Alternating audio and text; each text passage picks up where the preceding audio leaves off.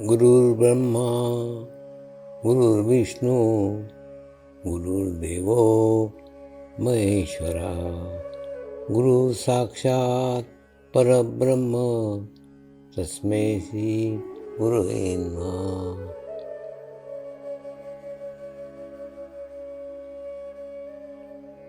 ध्यान की उस स्थिति में जाएंगे जहाँ शरीर भाव पूर्णतः समाप्त हो जाता है।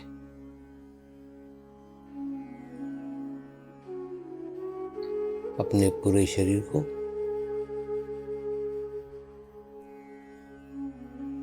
पूर्णतः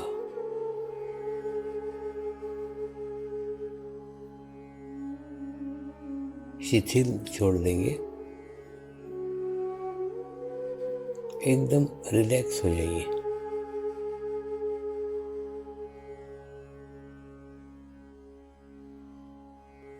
मंत्र का उच्चारण करेंगे। मैं एक पवित्र आत्मा हूँ। मैं एक शुद्ध आत्मा हूँ। मैं एक पवित्र आत्मा हूँ। मैं एक शुद्ध आत्मा हूँ। मैं एक पवित्र आत्मा हूँ। मैं एक शुद्ध आत्मा हूँ।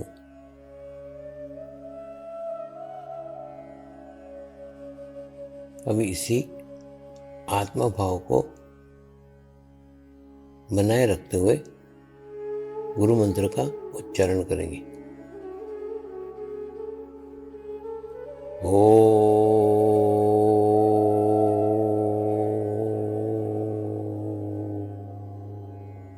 श्री शिवकृपानंद स्वामी नमो नमः।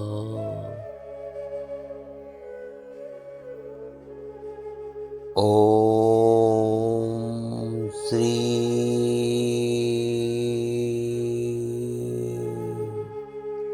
शिवकृपानंद स्वामी नमो नमः।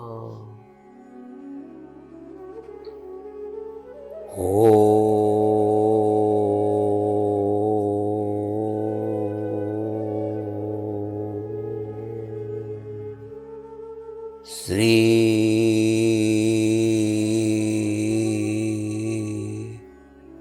शिवकृपानंद स्वामी नमो नमः।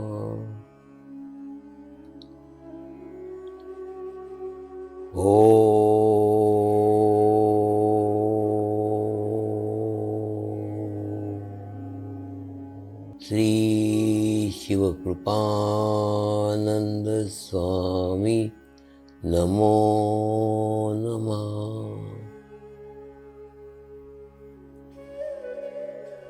ओम श्री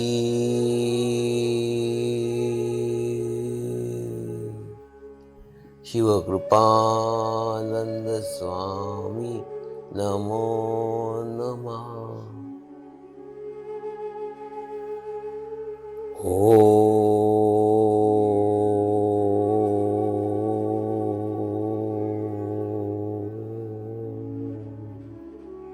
श्री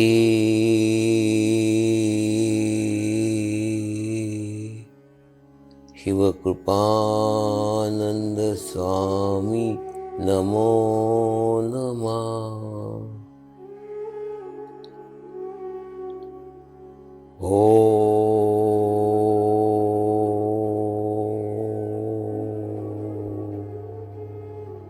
श्री शिव कृपानंद स्वामी नमो नमः।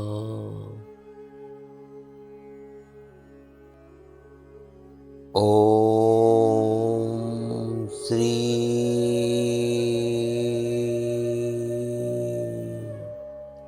शिव कृपानंद स्वामी नमो नमः।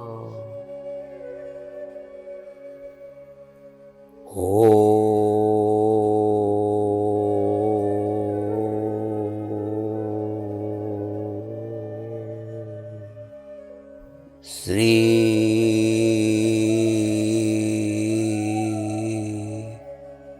शिव कृपानंद स्वामी नमो नमः।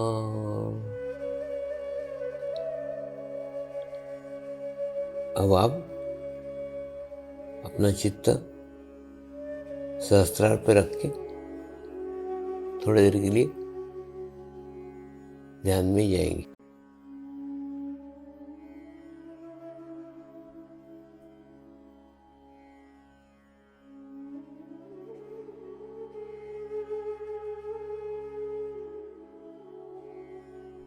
आज से 3 वर्ष पूर्व की घटना है।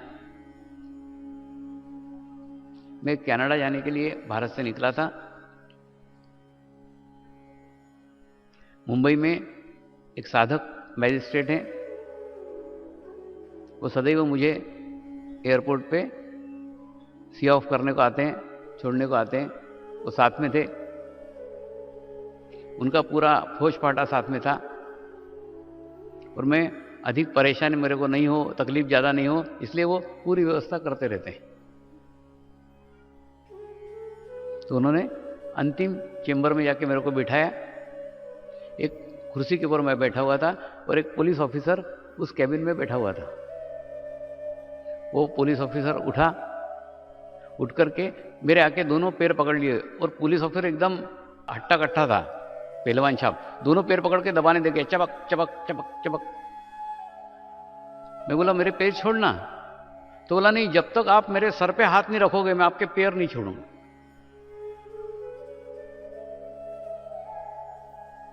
और मैं बहुत देर तक टाल रहा था उसको कि मेरे को हाथ नहीं रखना पड़े करके। मैंने उसको बोला मेरे को सर पे हाथ रखने में कोई हर्ज नहीं है, मेरे को सवाल तेरा है कि तेरे को वो सहन होगा कि नहीं होगा। नहीं नहीं, जब तक आप हाथ नहीं रखोगे मैं पैर नहीं छोड़ूंगा। मैंने बोला मेरा प्लेन छूट जाएगा, बोले वो नहीं छूटेगा। फिर मरता क्या ना करता, मैंने उसके सर के ऊपर हाथ रख दिया और जैसे हाथ रख दिया उसने ड्रेस के अंदर वहीं पे साष्टांग दंडवत डाल दिया। और जो उठा ना तो पागलोसरी का हंसने लग गया और पागलोसरी का रोने लग गया। तो वहां पे एक प्रेस की रिपोर्टर खड़ी थी, बोले स्वामी जी ये क्या तुम्हारा भक्त है, ये तुम्हारा साधक है? फिर उसने उसको पूछा तो ये पागलसरी का क्या रो रहा है और क्या पागलोसरी का हंस रहा है? वो पुलिस इंस्पेक्टर ने बताया परसों के दिन गुरु पूर्णिमा थी और गुरु पूर्णिमा के दिन मैं स्वामी समर्थ का भक्त हूं और मैंने स्वामी समर्थ को प्रार्थना की थी कि गुरुदेव मुझे जीवन में सब कुछ दे दिया, अब आत्मा अनुभूति करा दो, आत्म कल्याण करा दो ताकि मेरा जीवन धन्य हो जाए। तो आज जैसे ही स्वामी जी ने मेरे सर के ऊपर हाथ रखा मुझे स्वामी समर्थ के दर्शन हो गए।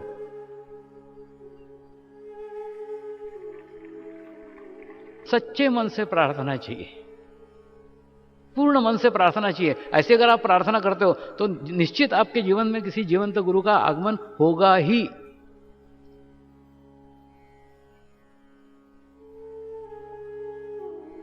आपके अहमदाबाद में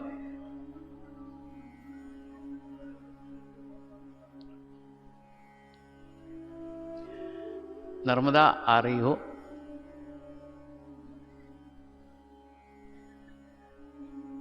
तो आप सोचो नर्मदा की पाइपलाइन कैसी होगी। भड़ोच में से बहुत बड़े बड़े पाइप, खूब बड़े बड़े 50-50 फीट के पाइप 25-25 फीट के पाइप वहां से चले होंगे। उस पाइप के पास जाके ऐसा हाथ लगाओगे, हाथ को ठंडा ठंडा महसूस होगा। हाथ को महसूस होगा कि पाइप में से पानी प्रवाहित हो रहा है। पाइप को कान लगाओगे तो कान को भी महसूस होगा, हां पानी जा रहा है, आवाज आ रही है।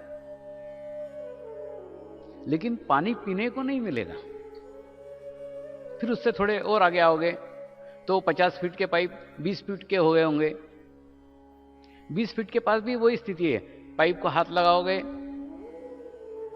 ठंडा ठंडा महसूस होगा, पानी जा रहा है।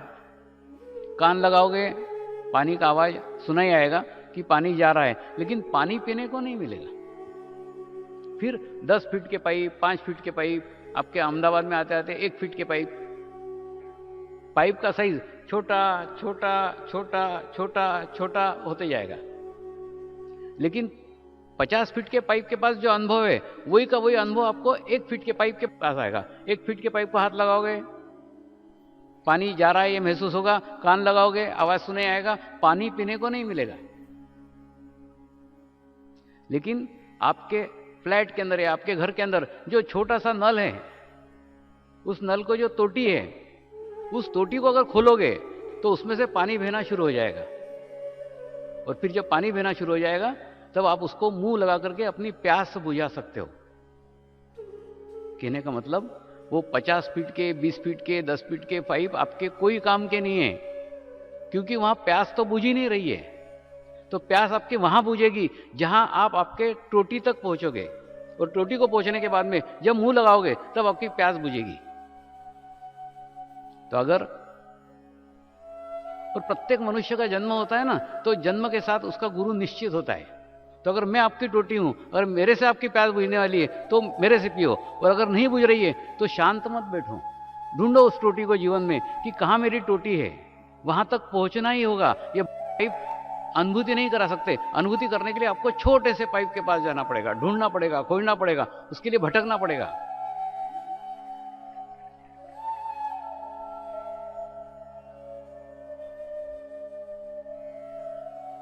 हम एक अपरिचित ड्राइवर के हाथ में अपना पूरा जीवन सौंप देते हैं। वो ड्राइवर से कोई जान नहीं, पहचान नहीं, सिर्फ बस का अपने टिकट निकाला है, वो ड्राइवर है, वो ड्राइवर के बैठा सीट के ऊपर। वो किस जात का है, किस धर्म का है, कितना पढ़ा लिखा है, कितना ड्राइविंग का उसको एक्सपीरियंस है, हमको कुछ भी पता नहीं रहता है।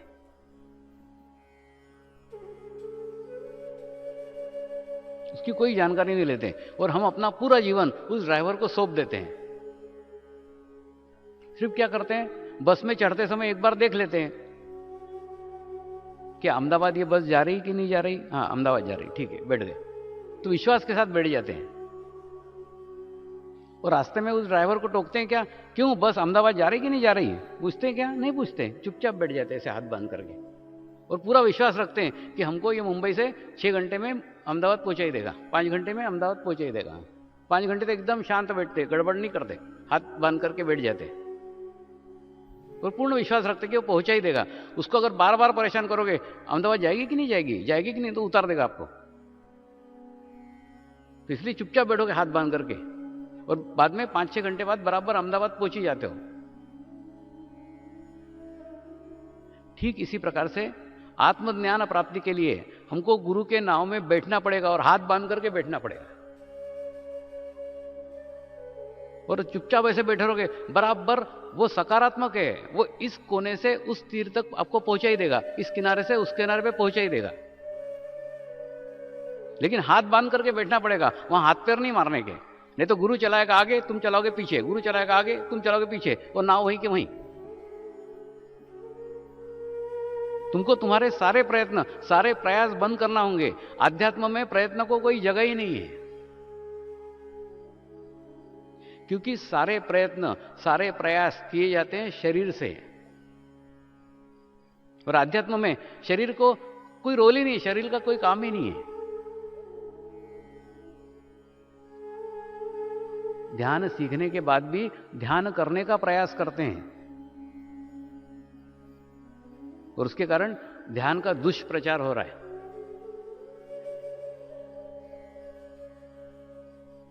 मुझे जापान में एक न्यूजीलैंड का प्रोफेसर मिला और जब ध्यान की बात आई तो उसने पूछा, स्वामी जी ये जो ध्यान लोग करते हैं इनके चेहरे से प्लास्टिक की खींची हुई थैली सरीके क्यों रहते हैं? मैंने कहा नहीं, ऐसे तो नहीं रहते। हाँ, उनके हो सकते हैं जो ध्यान करने का प्रयास करते हैं, ध्यान करने का प्रयत्न करते हैं, उनके चेहरे पे जरूर तनाव आ सकता है।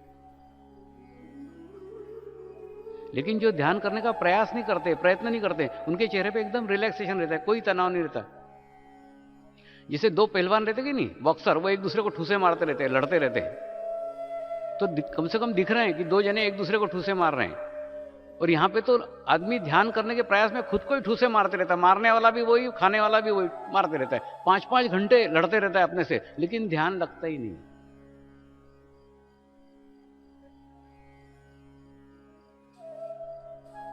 ऐसा ही जापान से आने के बाद एक जापानी का मेरे को ईमेल आया, स्वामी जी आप मेरे को ध्यान सिखा के गए, उसके बाद में मैं 5-5 घंटे प्रयास करते रहता हूं, 5-5 घंटे प्रयत्न करते रहता हूं, लेकिन ध्यान नहीं लगता। उस समय गुरु पूर्णिमा का उत्सव होके गया था, तो मैंने उसको समझाया, तू ध्यान करने का प्रयास कर रहा है ना, ध्यान करने का प्रयत्न कर रहा है ना, इसीलिए नहीं हो रहा है। ध्यान करने वाली चीज ही नहीं है, ध्यान हो जाता है। एक स्वाभाविक प्रक्रिया है, जहां आपका अस्तित्व शून्य हो गया, ध्यान लग गया। ध्यान करने का प्रयास मत कर, ध्यान करने का प्रयत्न मत कर। अभी हाल ही में गुरु पूर्णिमा में 80 अंग्रेज साधक आए थे और गुरु पूर्णिमा में सब साधक गरबे कर रहे थे, तो वो लोग भी उस गरबे में शामिल हो गए। उन्होंने कभी गरबे किए नहीं थे, गरबे के बारे में कोई जानकारी नहीं थी, तो सारे साधक गरबे कर रहे थे, वो भी उनके अंदर शामिल हो गए और वो भी गरबा करने लग गए। सब जने पैर इधर चलाते थे, वो भी पैर चलाते, सब जने इधर हाथ चलाते थे, वो भी हाथ चलाते थे, यानी सबके अंदर शामिल हो गए, तो ऑटोमेटिकली वो भी गरबा करने लग गए। ठीक उसी प्रकार से तू ध्यान में शामिल हो जा, ध्यान करने का प्रयास मत कर। अगर ध्यान करने का प्रयास करेगा तो तेरा व्यक्तित्व अलग रहेगा, तेरा अस्तित्व अलग रहेगा। अरे ध्यान मतलब अपना अस्तित्व खोना है। जैसे उन साधकों ने उस गरबे के अंदर अपना अस्तित्व खो दिया, वो गरबा करने लग गए। ठीक इसी प्रकार से अपने अस्तित्व को खोना ध्यान है। ध्यान करने का प्रयास मत करो, ध्यान करने का प्रयत्न मत करो, प्रयत्न को यहां कोई जगह नहीं है। जितना प्रयत्न करोगे, जितना प्रयत्न करोगे, उतने ही आपका अस्तित्व अलग हो जाएगा, आपका अस्तित्व दूर हो जाएगा, और दूर हो गए तो आप अकेले हो जाएंगे, और अकेले हो जाओगे तो फिर ध्यान कहां लगेगा? ध्यान मर्ज होना है, सामूहिकता में जाना है, कलेक्टिविटी में जाना है। बिना कलेक्टिविटी के ध्यान नहीं लग सकता।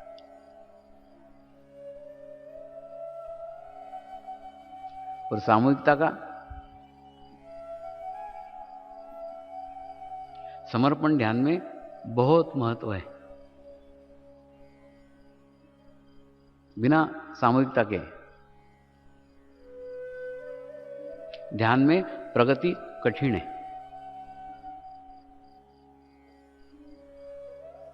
कई बार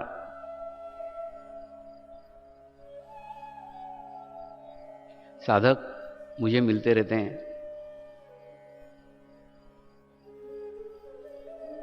स्वामी जी आपका आशीर्वाद चाहिए।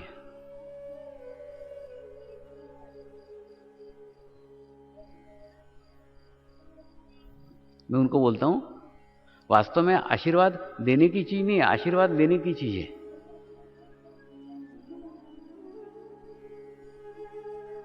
सदगुरु के सानिध्य में करुणा सदैव बहते रहती है, और वो किसी को कम या किसी को ज्यादा नहीं दे सकता, सबको समान बांटते रहता है, देते रहता है। वो प्रक्रिया स्वयं ही चलती रहती है।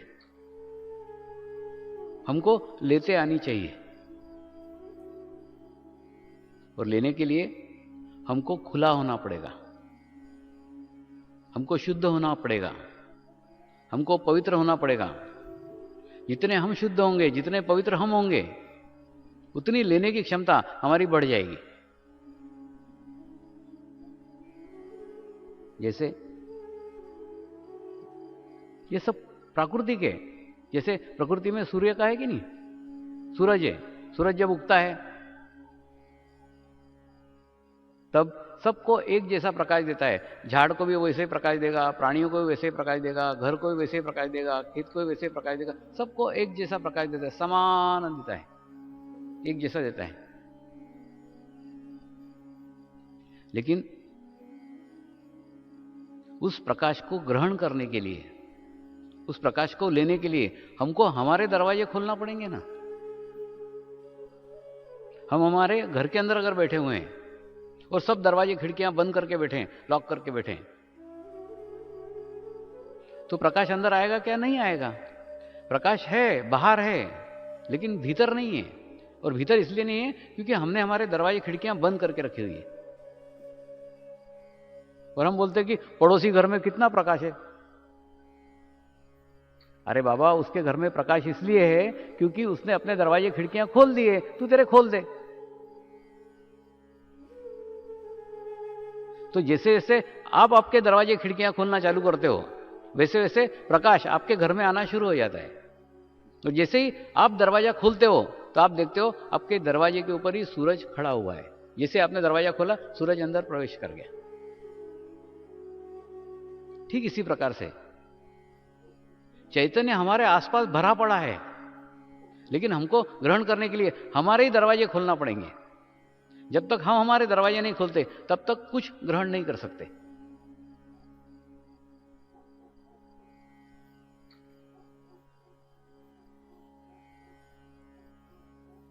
और जैसे कानून के अंदर है कि नहीं, सो अपराधी छूट जाए,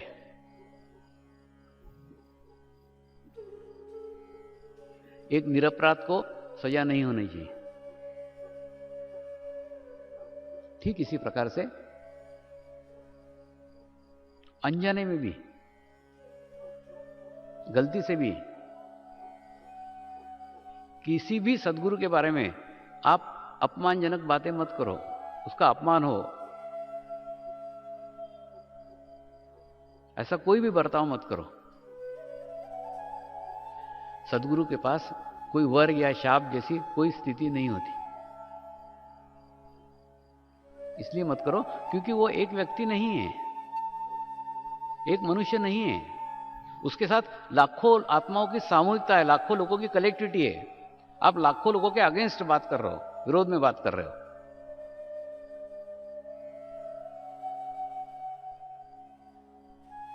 वो अपने लिए नुकसानदायक हो सकता है।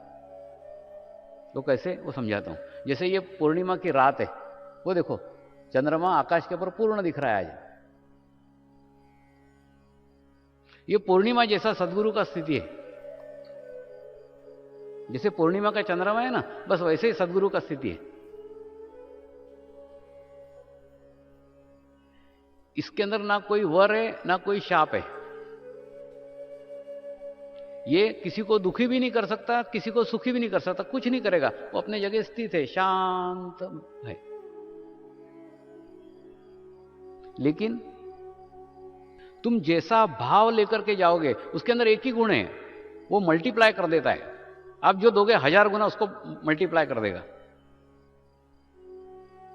देखो, जैसे समझ लो एक प्रेमी है, अपनी प्रेमिका से बिछड़ करके ऐसी पूनम की रात में चंद्रमा के प्रकाश में जब जाता है तो एक दुखी व्यक्ति और दुखी हो जाता है और गम के सब गीत गाता है। जितने गम के गाने लिखे हुए हैं ना, सब पूर्णिमा के रात को इन्होंने लिखे। नहीं, अनुभव करके देखो। तुम कभी दुखी हो ना, आ जाओ इस पूर्णिमा के रात में, आपका दुख 1000 गुना बढ़ जाएगा, पूरी रात भर रोते रहोगे। ऐसा क्यों हुआ? ऐसा इसलिए हुआ क्योंकि तुम दुखी होकर के उस पूर्णिमा के रात में उस चंद्रमा के सामने गए। चंद्रमा का प्रभाव है वृद्धिगत कर देना। जो कुछ दोगे उसको 1000 गुना 10,000 गुना बढ़ा देना, मल्टीप्लाई कर देना। दुख लेके गए, दुख बढ़ा दिया। उसने कुछ नहीं किया, जो आप लेके गए उसको बढ़ा दिया। और ऐसी पूर्णिमा की रात में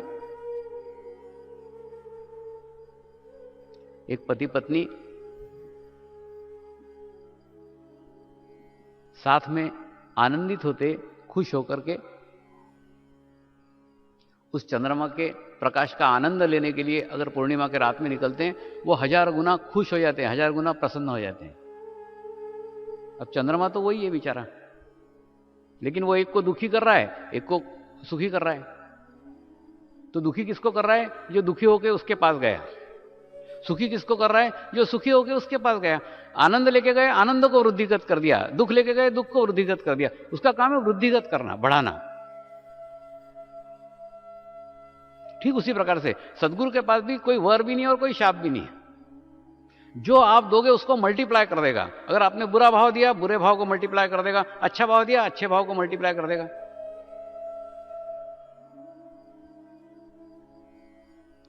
इसीलिए कोई भी बात अपने को अच्छी लगे ग्रहण करो, नहीं अच्छी लगे उसके विरोध में मत सोचो, उसके अगेंस्ट मत सोचो, क्योंकि सोचोगे तो वो मल्टीप्लाई करके फिर आपको लौट आएगा। ठीक चंद्रमा जैसा सदगुरु का स्थिति है। इसीलिए अगर हम आत्म कल्याण की शुद्ध इच्छा रखते हैं, आत्म कल्याण का शुद्ध भाव रखते हैं, तो शुद्ध भाव भी हमारा 1000 गुना बढ़ जाता है, मल्टीप्लाई हो जाता है।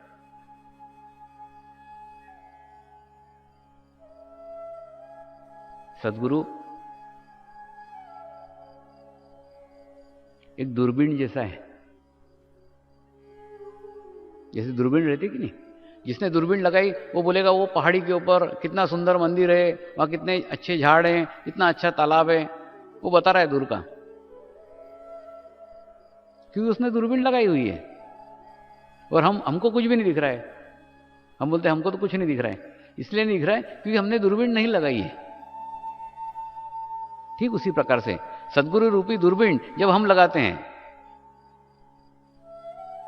तो हमारी भी दृष्टि बहुत दूर की हो जाती है, बहुत सूक्ष्म की हो जाती है। और सूक्ष्म के होके हम उस स्थिति को भी जान पाते हैं, ले पाते हैं। आत्म साक्षात्कार के पूर्व मेरा रोल क्या है, आपका रोल क्या है, परमात्मा का रोल क्या है, ये पूरी स्थितियां समझ लो तो आपको वो ग्रहण करने में आसानी होगी।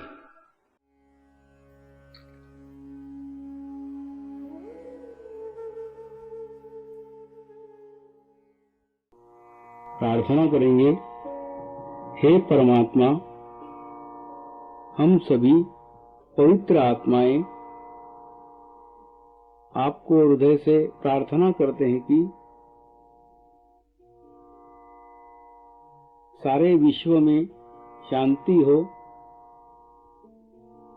सारे विश्व के आत्माओं की आध्यात्मिक उन्नति हो एवं सर्वांगीण उन्नति हो। यही हम सब आत्माओं की शुद्ध इच्छा है। हे परमात्मा, हम सभी पवित्र आत्माएं आपको हृदय से प्रार्थना करते हैं कि हमारे सद्गुरु श्री शिव कृपानंद स्वामी जी का स्वास्थ्य सदैव अच्छा रहे उनकी आयु दीर्घ हो, यही हम सब आत्माओं की शुद्ध प्रार्थना है। शुद्ध प्रार्थना है। शुद्ध प्रार्थना है। शांति पाठ करेंगे। ओम